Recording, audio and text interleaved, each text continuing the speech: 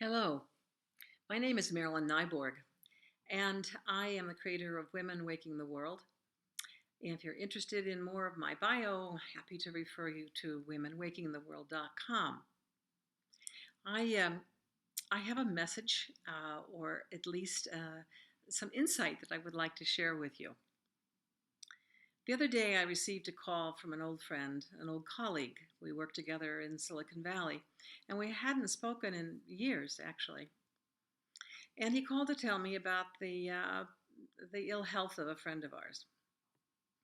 And as we were talking and catching up, I said finally, "Well, what do you think of the new guy?" At which point he yelled into the phone, "I love the guy. I love the guy."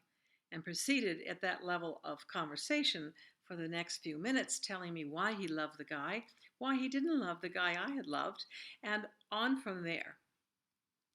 I was quite amazed. He said the experience that, he proceeded to say what he didn't like about Obamacare and what he really knew was going to happen with the new president, et cetera, et cetera. And as I said, I was listening at full force and had to keep the phone out to hear. Finally, he said, this is what got my attention. Finally, he said, there's a war against white males. I said, really? I had no idea.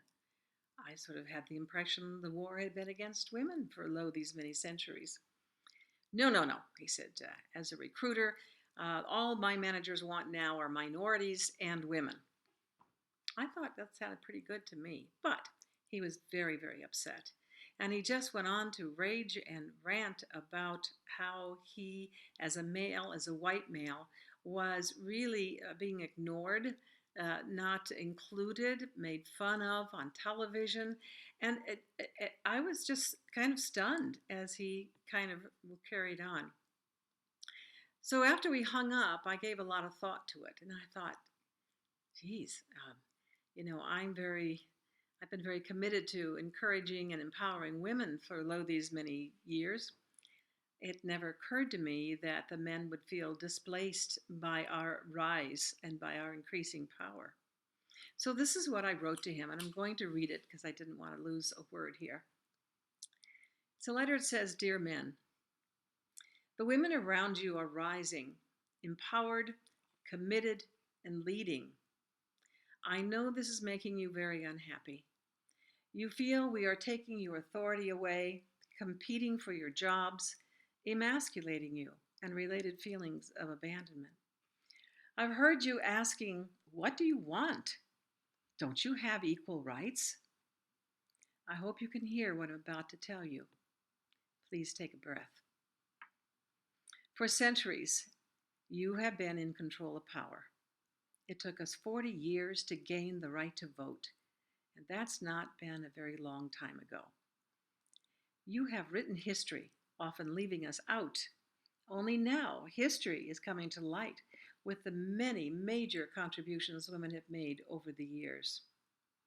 Your role as protector centuries ago evolved into a kind of ownership from which we are just beginning to emerge.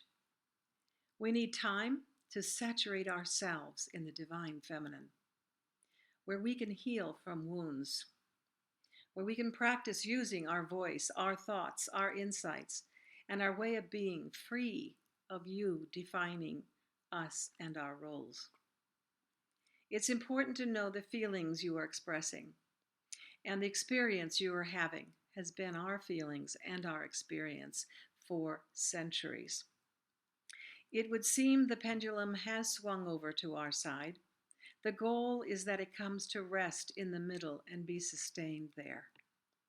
Please give us time we need to strengthen ourselves, to gain courage and confidence, to eliminate that internal voice of the patriarch. That's the father's voice that says, that's not ladylike. You can't do that. And mother who says, honey, let John win. Or let Ken speak first. Trust me, this has been in the heads of most of us over 50, maybe even a few under 50, for years, centuries. We need this time, and we need your love, your support as we grow and we adapt to our new model of womanhood that includes empowerment. What do we want? We want to share power with you. We want an equal voice. We ask that you listen, don't interrupt, don't claim our ideas as your own. Stand behind us, stand next to us. But it is our turn to practice leadership and influence outcome. We thank you, our fathers, our brothers, our sons, uncles, and all good male friends, for understanding that this is our time. And we know that the ultimate goal is that we are going to be your partners, full partners. As a friend of mine once wrote, if women ruled the world, they wouldn't. Thank you for listening.